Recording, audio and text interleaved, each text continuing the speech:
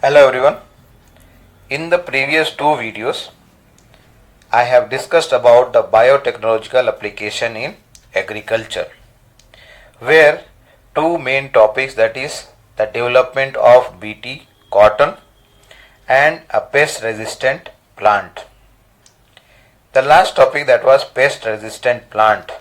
In that, what I had discussed was about a nematode which is named as Meloidogyne incognita, in which is able to infect the roots of tobacco plant and cause a great reduction in the productivity or yield of this tobacco plant. So a new technique or new strategy was adopted so that this infection could be controlled or prevented. And over here, what was used, the method that was used is called as RNA interference, where the RNA which is supposed or which has to translate into protein, which has the code for the sequence of amino acid that should be coming or that should be on the protein chain. Now if the RNA is translated, a protein will be synthesized, and this protein will be able to help the nematode to affect and infect the plant. But somehow what happened, the bacterial plasmid that was isolated from Agrobacterium was used over here as a vector, so that this gene for interference was inserted into this plant, and as a result of that, the plant was made as a transgenic, or let us say genetically modified plant was developed, and this plant was able to prevent the infection. And as a result of that, the productivity in case of the tobacco and other plants which are affected by the nematode, what I said earlier, Meloidogyne incognita, has been prevented, it has been reduced, and at the same time the productivity has been increased. Now in case of the root, what happens, when the nematode tries to enter into the roots, at that time, because of RNA interference, the nematode is not able to cause the infection, and as a result of that, the root knot is not developed, and as a result of that, what happens, the plant is protected. Now the next topic is about the biotechnological applications in medicine. Here in this topic, we have to understand as to how the biotechnology has been used in the field of medicine and healthcare. Now here specifically, we have to discuss about how the disease is controlled, or otherwise how the disease is treated by the production of some kind of drugs. And here these drugs we can call as what? Therapeutic drugs. That means what? Over here we have to discuss about the application of recombinant DNA technology, or let us say genetic engineering, or you can also use the word as biotechnology. Because of the use of the technique of this biotechnology or genetic engineering, it has helped or it has enabled us so that mass production of these therapeutic drugs can be produced. And because of the production of large amount or mass production of these therapeutic drugs which are used for the treatment, has made a great impact or significant impact in the area of healthcare. It is also important or worthwhile to mention over here that the recombinant therapeutics, which has been developed by the use of the gene isolated from, let us say here, human being. The gene has been isolated from human being, and then it has been inserted into microorganism like bacteria, and then these bacteria are able to synthesize the particular product for which the gene is inserted, and as a result of that they produce the product, and these products, when it is used for the treatment and prevention of certain diseases in human being, what happens here that it does not cause any kind of unwanted allergical reactions or unwanted immunological reactions. And as a result of that, what happens, this is a successful method where the gene isolated from human being inserted into microorganism, and they are able to produce and give us the product. So that means over here the technique of recombinant DNA technology has been used for production of certain medicine, let us say here, or therapeutic drugs, so that it makes our life more comfortable. It makes our life more comfortable. We are able to treat so many diseases due to availability of these therapeutic drugs, which is obtained by the method of recombinant DNA technology. Now, in case of a hormone, you know about insulin. Long back, somewhere before 1980s, this insulin was obtained from the pancreas of slaughtered pigs and cattle, and then it was given to the diabetes patients, but it generated or it caused some allergical responses or allergical reactions, and due to that there was a search for any other method. So in 1980s what happened, the genetically engineered insulin was produced. We will discuss that topic here, genetically engineered insulin, but before that let's see these 2 points here about that. About 30 recombinant therapeutics have been approved for the use, and that also for human use all over the world, and out of this 12 of them are being marketed in India also. Now coming to the genetically engineered insulin, some questions are there. After understanding this topic of genetically engineered insulin, we should be able to find out the answer to these questions. The first question is, what would a diabetic patient do if enough human insulin was not available? Means what? If suppose that human insulin was not available in sufficient quantity, or it was not available, what would happen, or what would the patient do? The second question is, would the insulin isolated from other animals be just as effective as that secreted by the human body itself, and would it not elicit an immune response in the human body? So this was the question, or the answer to this I was talking. We will discuss this question. And then the third question is that, think about whether insulin can be orally administered to diabetic people or not, and if yes or no, why no or why yes. So here let me tell you, it is not possible. We cannot take this insulin by oral method, because you know it is a protein. Hormone is a protein over here, proteinaceous, and when we are going to, let us say, provide, or when a patient is has taken this insulin through oral method means what? Through the mouth, where it has to move into the stomach, intestine, and then be absorbed by the intestinal wall, that also small intestine in the ileum part. But before reaching ileum, what will happen here? Enzymes are going to act on this protein, and as a result of that, what happens? Insulin can be digested.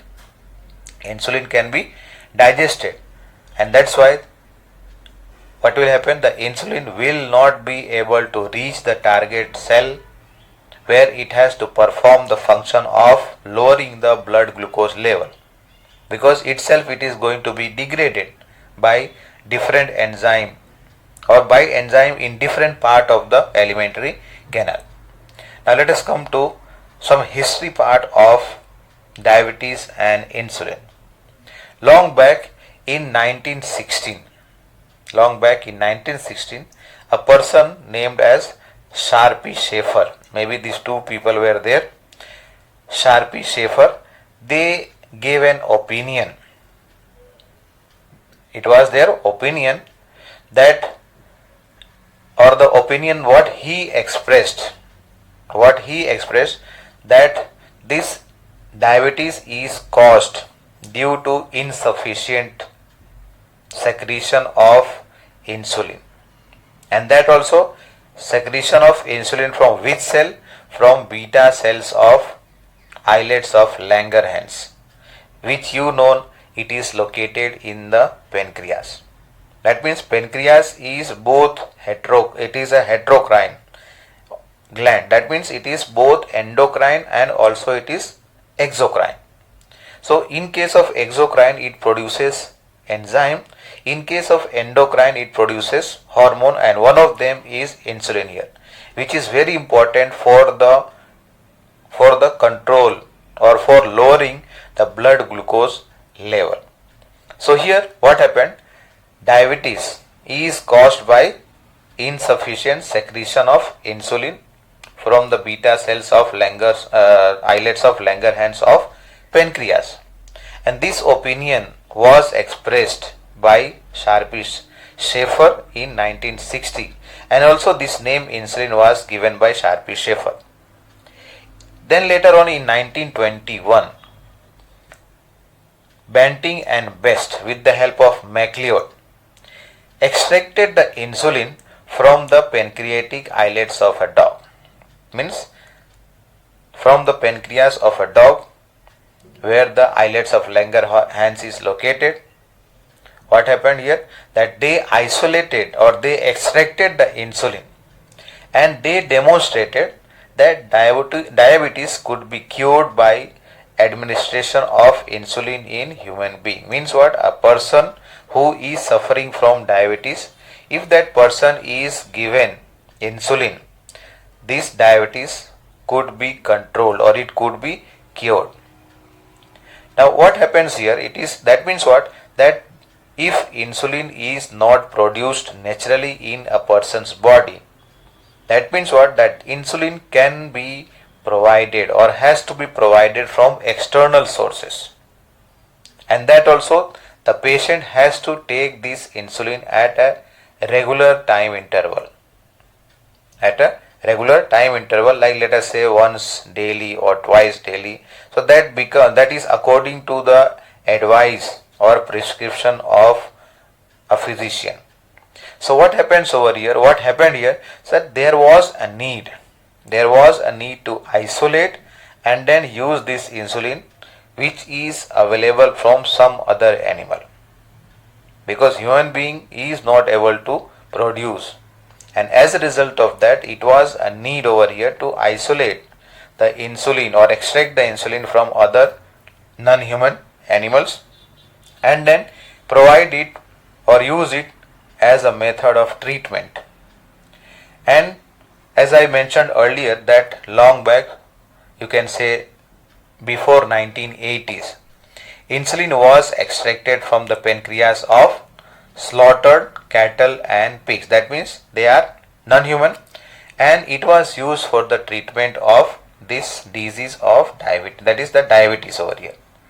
And since the insulin available from non-human animal is slightly different from the human insulin, so as a result of that, what happened? It caused some side effects, undesirable side effects, what we call generally as allergies. And as a result of that, there was a search for any other alternative. Now before we go to that part, how it was synthesized by the use of, or how it is available by the use of that is the recombinant DNA technology, let us first get some information about insulin. Now the insulin is produced by a gene. It is produced by a gene or synthesized by a gene. You can call that as what? Insulin gene. And this insulin gene is located on chromosome number 11. This is located on chromosome number 11. Now here human insulin, it consists of total 51 amino acid. Total 51 amino acid, and this is made up of two polypeptide chain first of all. One of the polypeptide chain is called as chain A, which has 20 amino acid. Whereas the other one, chain B, it has 31 amino acids. Now both of these chains are held together. They are held together with the help of two disulfide bonds here, or disulfide linkage here. You can see in the figure alongside here. Let us say over here peptide A and peptide B. Both of them are held together with the help of disulfide linkage here. One over here and one here. There is one more disulfide bond or linkage which is present on chain A.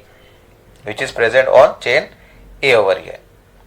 Now another chain is there, that is C peptide, or otherwise let us say C chain or chain C simply, like here I had mentioned chain A, chain B, likewise here chain C. What happens here?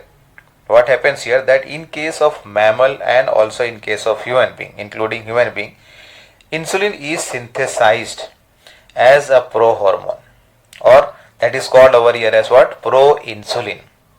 Now this proinsulin contains mainly the three chains actually, chain A, B and C even. Now this C is not present in the matured insulin.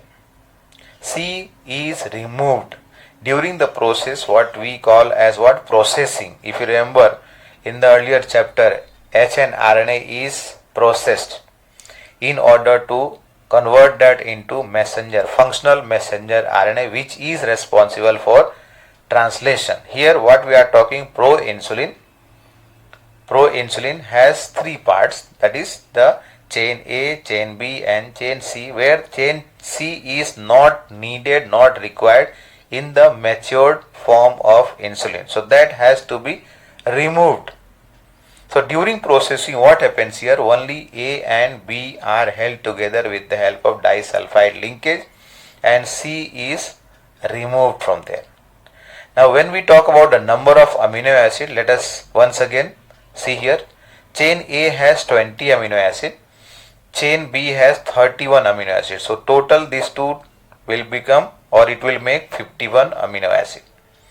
Chain C had 33 amino acid, which is removed from the mature form of insulin, which is removed from the matured form of insulin during the process of what I named over here, processing. So that the mature insulin hormone has only 51 amino acid and it has to perform the function of reducing or lowering the blood glucose level. So what happened over here, by the use of the technique of recombinant DNA technology, or let us say the application of biotechnological technique, it was possible to synthesize human insulin so that human insulin can be made available to the general public for the treatment of diabetes. But the main challenge over here was that how to link the two chains and how to remove the C peptide. So that's why here the main challenge for production of insulin using recombinant DNA technique was getting insulin assembled into a mature form. What I said here, mature form means what? Only two chains should be present, chain A and B, and C has to be removed. So how these two chains are going to be linked? So this was linked with the help of what I said earlier, disulfide linkage. So what happened? In 1983, a company of America, that is American company named as Eli Lilly, Eli Lilly, a company of America. It prepared the insulin by use of genetic engineering or by use of recombinant DNA technology. What it did, it first of all they isolated the gene of insulin from human cell. That is, they isolated the human gene, and then the DNA sequences corresponding to the two chain, that is chain A and B, were then isolated and they were introduced separately into E. coli bacteria. And then this E. coli bacteria was able to synthesize or produce the insulin chains A and B. And then what happened after this, after the insertion of the gene for these two polypeptide chain, the bacteria was able to produce the two chains separately and then produce in that also large amount. Means over here we are talking about a large scale production. Here we are talking about the large scale production of insulin hormone. So after the gene that was corresponding to chain A and B was inserted into the E. coli bacteria, the E. coli bacteria was grown on large scale, so that what happened, it was able to produce these two chains in large quantity. And then what happened, these two chains were linked with each other by creating a disulfide bond between them. As I said earlier here, that two chains are there in the mature form A and B only. So here chain A and chain B are present, and in between here disulfide linkage was created. And I had mentioned earlier that there is a disulfide bond or link in chain A also. Now this insulin, now it is the mature form, which can be called also as active insulin, was used for the treatment of diabetic patients. Now let us see what are the different steps. What are the different steps for getting the product, that is insulin, from E. coli bacteria? What was done? First of all, isolation of a donor DNA segment. And this donor DNA segment means what? Here we are talking about human insulin gene was isolated. Then it was linked with a vector DNA. It was linked to a vector DNA by the use of restriction endonuclease and DNA ligase, how we had discussed in the previous chapter about the principles and processes. What was then? The vector DNA, let us say over here a plasmid was used. Over here plasmid was used, and this plasmid was linked to the insulin gene. So as a result of that, a recombinant DNA was constructed. And then after constructing this recombinant DNA, it was available or it was produced in large number or multiple copies, what we call as cloning of recombinant DNA. And after cloning, after obtaining large quantity or multiple copies of this recombinant DNA, it was then introduced into the E. coli bacterial cell. And after that, it is necessary to screen the bacterial cell, to select the bacterial cell which has accepted or which has taken the recombinant DNA, because we don't want any impurity. We want only that bacteria to grow in culture in large volume, so that it will be able to produce and give us insulin. And we don't have to waste, we have to think about the resources also. We don't have to, or we don't need to waste the resources. Let us say over here the nutrition, different conditions that are provided for the sufficient growth of this bacterial cell. So what happened here? The introduction of this recombinant DNA was done in E. coli bacterial cell. And then after the screening or the selection of the transformed cells, they were grown in what we have discussed earlier in the chapter about bioreactor. Large volume of this culture was grown here in the bioreactor, and then the product was separated, purified, bottling was done, and then marketing. That is the last point or last topic, the last step we have discussed in the earlier chapter. That was downstream processing. Let's have a look over here. The two chains, insulin gene A subunit and insulin gene B subunit, were inserted or linked with the two separate plasmid, let us say here. The gene were inserted for the two different chains of insulin. Now in this, if you remember, we had discussed about PBR322, and then over there we also had discussed about black and blue-white screening method. We had discussed about blue-white screening method, where a gene responsible for the synthesis or production of enzyme beta galactosidase was responsible, we had discussed. So in this plasmid, this gene for beta galactosidase is also present. As you can say here, this can be used as an alternative selectable marker, so that identification of the transformed bacteria could be done. Now let us see the second step.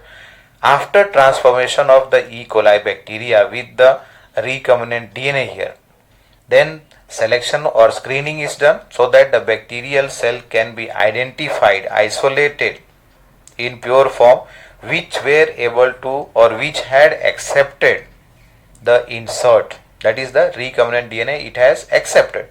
So as a result of that, these bacteria are able to synthesize, here in this case chain A and in this case chain B. Now both of these are, let us say, grown on large scale. So as a result of that, they are able to synthesize these two chains A and B, and after isolation, purification, these two chains are linked with each other. These two chains A and B are linked with each other by creation or by linking both of these chains by disulfide bridge or disulfide linkage. As a result of that, an active insulin was obtained. And this insulin was called as humulin. But generally this word has been used from, you can say, conventional, like you know about conventional. So as a result, we call now also as insulin only, but the insulin that is available now is synthesized by the bacterial cell by the use of this recombinant DNA technology. But the thing is that the gene has been taken from human being. So as a result of that, human insulin, so it was named as humulin. So that was about the insulin, which is a genetically engineered one. Now coming to one more topic is about gene therapy. Now what is gene therapy? A question is there that if a person is born with a hereditary disease, that means a genetic disorder that has passed or that has come into an individual from his or her parent. So can a corrective therapy be taken for such a disease? So as a result of that, after understanding the whole topic of gene therapy, we will be in a condition to answer to this question. Now let us understand over here, first of all, what is the meaning or what does gene therapy mean? As the name suggests, gene plus therapy is a treatment. Means what? This is a technique of giving a treatment, and this treatment is using again genetic engineering or recombinant DNA technological methods are utilized over here, so that the gene which has been inherited by a person, is defected one. Due to some reason, it is not able to perform its proper function. That means what over here, that a particular person, let us say here what we said here, hereditary disease, a person has received a gene which is defected, which is not able to perform its function. So that particular defected gene has to be corrected here. So that means a gene therapy is a technique of genetic engineering to replace or correct a defective gene by a normal functional gene. Means that defective gene is being replaced over here, or it is corrected here so that it becomes functional, or otherwise it is being replaced completely so that another gene which is responsible or which is able to produce or take up that function is inserted into the body of that person who has received the disorder, that is the genetic disease over here. That is over here, the gene therapy actually is a collection of methods. It is not a single method. It is a collection of methods that allows correction of a gene defect that has been diagnosed in a child or embryo. Either a child already is born and after the birth, maybe after few months or year, the diagnosis is done that the child is having some genetic disorder. And for this, what happens here, that a functional gene has to be inserted into the person's cells or tissues, so that what happens, that particular genetic disorder or the disease can be treated. That genetic disorder can be treated here. So what happens here, a correction of a genetic defect involves, first of all, the designing. Correction of a genetic defect involves here delivery of a new gene or delivery of a normal gene, let us say over here, not new, normal gene over here, which is actually functional gene, which is able to take on that function or perform the function of producing, let us say, a protein. And generally this kind of defect is found here. We will discuss about this in one of the example over here. Once again, correction of a genetic defect or disorder. What does it involve? In that, what happens, a normal gene is being delivered into the individual's body, or let us say at different stages are there. Based on that, we will classify here into two types: germline and somatic cell gene therapy. But before this, let us complete this point here. What I was talking, delivery of a normal gene into the individual or embryo. Already individual is born, or otherwise the embryo is there which is suspected, or at the embryo stage it has been detected that the child who is going to develop, or the embryo which is going to develop, will be having some or the other kind of genetic disorder. So how it can be corrected? So that can be corrected by delivery of a normal gene in the embryo if it is at embryo stage, or otherwise in an individual who is already born. So in that case, this is classified, gene therapy is classified into two types. One is the somatic cell gene therapy and germline gene therapy. Let us first understand the somatic cell gene therapy. What does this somatic cell gene therapy mean? Somatic cell means what? Already the person is born, and after the birth it is found out that the person is having some genetic disorder, genetic defect is there. Now how to correct that? So what happens here, a functional gene has to be inserted or introduced into the somatic cells, or otherwise let us say tissue over here, and generally this is done in the bone marrow cells or otherwise the blood cells. Somatic cell, like for example bone marrow or otherwise the blood cells. Now this cannot be inherited. If suppose that the treatment is being given, correction is being done in the somatic cell, any part of the body, let us say like here bone marrow or otherwise the blood cell, what happens here, this cannot be inherited into the next generation, because over here the reproductive cells are not involved, and this is permitted at present. This process or the technique of the gene therapy for the somatic cell is permitted. But the other one, germline gene therapy, in this what happens, the functional gene is inserted in the sperm or ovum. The functional gene is inserted or introduced in the germ cells over here, and the germ cell refers to the sperm and the ovum, or otherwise let us say egg. Ovum की जगह पर हम egg word use कर सकते हैं. And even it can be done in the zygote. And if it is done at this stage, either in the gametes or otherwise in the embryo, then this gets integrated into the genome, that is the DNA of the person, and as a result of that, this can be inherited. This can be inherited into the next generation also. But this is presently not permitted, not allowed, for some reason, like let us say your safety reason, ethical reason, or some technical reasons are there for which this technique or the method of gene therapy at the germ line level is not allowed, not permitted. Now let us come to an example. The first clinical gene therapy was performed or given in 1990 to a child, to a actually girl of 4-year age. 4-year-old girl was given the treatment, that is gene therapy was given to her, who was having a deficiency of an enzyme that is called as adenosine deaminase. In short, it is called as ADA. Once again, first clinical gene therapy was given to a 4-year child, 4-year girl child, who was having a deficiency of an enzyme adenosine deaminase, that is ADA deficiency.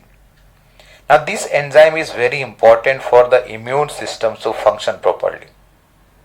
Now if suppose that this enzyme is not being produced by or otherwise in the body of a person, what happens here, that person or the disease that can lead over here is called as SCID, that is severe combined immune deficiency. In the absence of this enzyme, what I said here, adenosine deaminase enzyme अगर नहीं हो तो क्या हो जाएगा, it can lead to a severe combined immune deficiency. In this what happens actually, the substance which is called as a toxic substance which is called as deoxyadenosine, this gets accumulated in the body. This substance, that is deoxyadenosine, which has to be further degraded by the enzyme, what I said earlier here, adenosine deaminase, is responsible for the breakdown of this toxic substance deoxyadenosine. So as a result of accumulation of this deoxyadenosine, what happens, it is able to destroy the cells of immune system. The cells over here refers to T and B cells, which are produced by the lymphocyte, Now in this disorder, what happens, this is actually caused by a defect. Now why the person is not able, or why the body of the person is not able to produce this enzyme? Now this disorder is caused due to a defect in the gene which is responsible for the synthesis of the enzyme adenosine deaminase, and the gene responsible for this enzyme is present in chromosome 20. This gene is present on chromosome 20 and it has become defected. Why? Because of a mutation. A single mutation has occurred in chromosome 20, due to which what has happened, the gene for the synthesis of this enzyme adenosine deaminase becomes a defected one. Now how to treat this? So there are two different approaches. In some children, what happens, this can be treated by a bone marrow transplantation. In some children, this deficiency, ADA deficiency, can be treated by a bone marrow transplantation, and in some other children it can be treated by enzyme replacement therapy. In some children, it can be treated by enzyme replacement therapy. Now what happens in this? In this what happens? The enzyme is injected. Means what over here? A functional ADA is injected into the person's body. Over here the person means the patient over here. It can be treated once again. Two methods are there or two approaches are there. One is by the transplantation, bone marrow transplantation, and the second method is that enzyme replacement therapy, in which what happens, the enzyme is injecting the functional ADA to the patient or in the patient.